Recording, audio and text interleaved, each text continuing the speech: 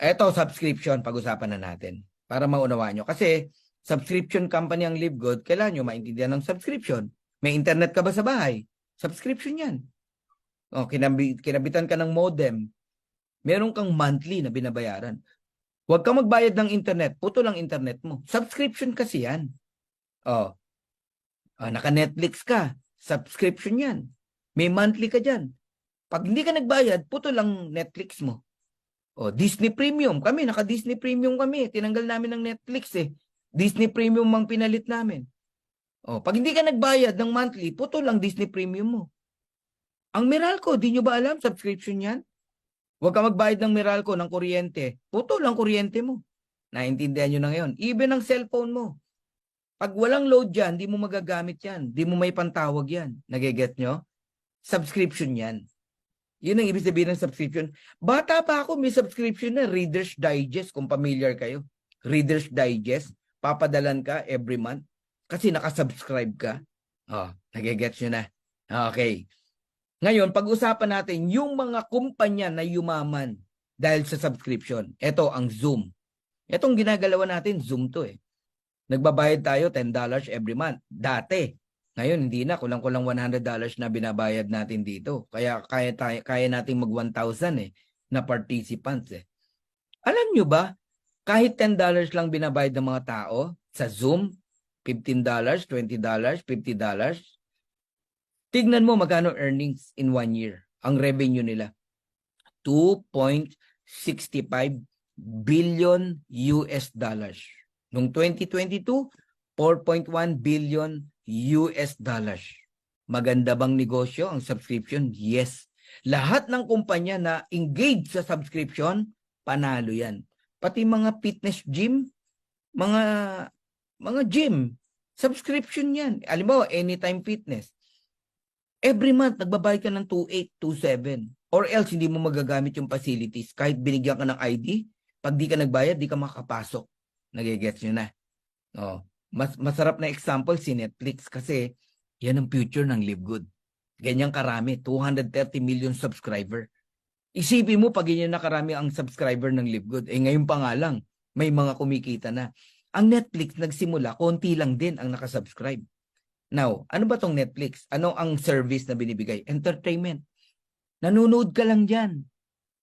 Nagluluha na yung mata mo, ayaw mo pang tumigil kasi series yung pinapanood mo. Correct? Yung iba nga, paulit-ulit na lang yung palabas dyan. Bayad ka ng bayad dyan every month. May income? Walang income. Pero okay lang sa'yo. Isipin mo, walang income, okay lang sa'yo. Bayad ka ng bayad. Kasi na-entertain ka, yun lang. Oh, tapos sa LiveGood ngayon, nanghihinayang ka. Bakit? Kasi di mo naintindihan kung ano talaga essence ng membership. Ang unang benepisyo mo as a member ng LiveGood, organic products, bumili ka, gumamit ka, nabibili mo ng napakababang halaga, factory price. Halimbawa nitong essential oil, magkano natipid natin? Lumalabas to 1+5. Isa lang yung binayaran mo, libre yung 5. Oh, sipin mo yun? Oh, yun yung essence ng club membership. Oh, ang maganda lang sa LiveGood, may income. Sa Netflix, may income ba? Wala. Sa Zoom, mayroon ba? Wala. Sa Anytime Fitness Gym, may income ba? Wala. Sa Pico de Loro, sa Tagaytay Highland, may income ba? Wala. Dito may income ka. Now, tignan nyo income ng Netflix. Kahit sabi mong $9.95 lang ang binabayaran ng mga tao kay Netflix. 29.52 billion noong 2021 US dollars. Noong 2022, 31.47 billion US dollars. Kasi ang dami nang nag-subscribe. Kaya ako na-excite, Crisanta, no, sa Pongan. Isipin mo, one day, ang subscriber ng LiveGood, 230 million. E di yun ang kinikita ng LiveGood, 31 billion. Etong pinagkaiba natin kay Netflix. Si Netflix, sinolo niya yung income na 31 billion dollars. Si LiveGood hindi. Generous.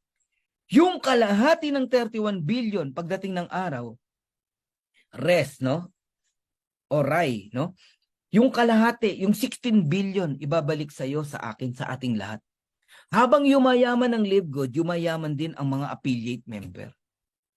Alam nyo, maunawaan nyo lang to.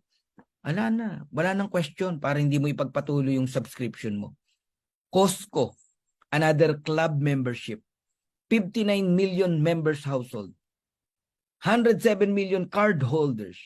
88% worldwide renewal rate. Ang taas. Ibig sabihin, sila din hindi perfect, no? May 12% na hindi na nagre-renew ng kanilang subscription sa Costco. Kaya, meron ba sa inyo na hindi nagtutuloy? It's normal. Ganun po talaga. Hindi yan mape-perfect. Huwag kang masasaktan. Ang importante, mas marami yung nagtutuloy. 88% worldwide renewal rate. Sipin mo. Magkano kinikita ng Costco? 3.5 billion US dollars sa membership pa lang. Eh yung kita sa products, yung mga mag-grocery dyan, napakarami. Kaya alam nyo, kung maunawaan nyo lang ang LiveGood, pwede kang kumita sa products. Lalo na pagdating ng araw, may warehouse na tayo at napakarami na nating products. People buying LiveGood products, kumikita tayong lahat. Sipin nyo po yun. Kahit hindi ka nagbenta, pwede kang kumita. Ay, yan ang di pa nakikita ng iba, no?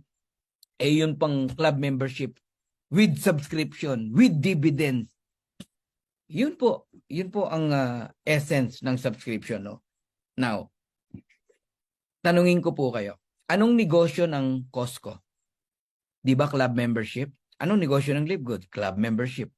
Anong negosyo ng Netflix? Di ba subscription? Anong negosyo ng LiveGood? Subscription. Ang tanong, yumaman ba ang Costco? Yumaman ba ang Netflix? Yes. E di payaman din tayo dito sa LiveGood.